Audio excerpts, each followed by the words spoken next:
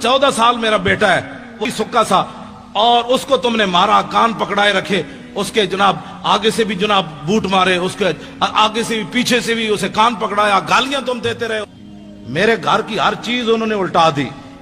वो हमारी बिस्तरे जो थे पड़े हुए पेटियों में, वो भी बाहर निकाल कर फेंके। उन्होंने कहा इसमें असला रखा हुआ है। और बहुत बड़ी गलत फहमी है, अपने लिए होता तो हमें जूता भी कोई न मारता। हाँ, ये बात तयशुदा है। मेरे दिल में एक जरा बराबर भी ख्याल नहीं आया मेरा बेटा मर जाता।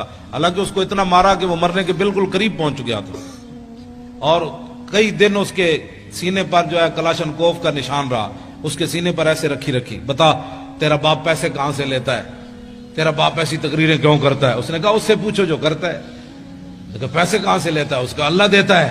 वो कहने लगे हमें तो नहीं देता। उसने कहा तुम्हारा मुंह है।